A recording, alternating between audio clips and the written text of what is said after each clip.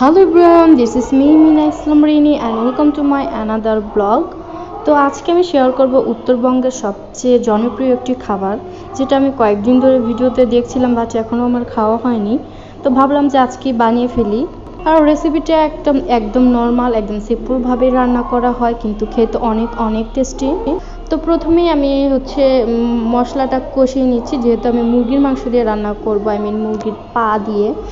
তো এগুলো দিয়ে রান্না করবো, এর জন্য মশলাগুলো ভালো করে কষিয়ে নিচ্ছি।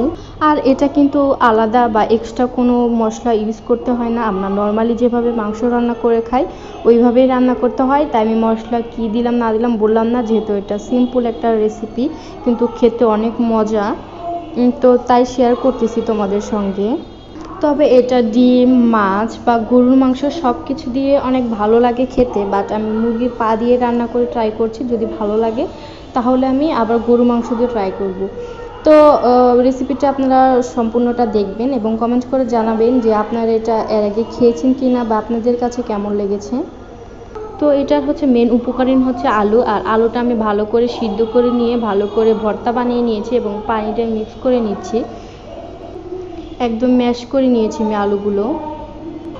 এবং এই মিশ্রণটা আমি মাংসের মধ্যে ঢেলে দিব এবং বেশ কিছুক্ষণ জাল করে নিলেই কিন্তু এটা তৈরি হয়ে যাবে। আর যেহেতু এটা আলু দিয়ে দিব, তাই বেশিক্ষণ রান্না করতে হবে না, অল্প কিছুক্ষণ রান্না করলেই হয়ে যাবে। শেষে আমি গরম মশলা দিয়ে পরিবেশন করে নেব।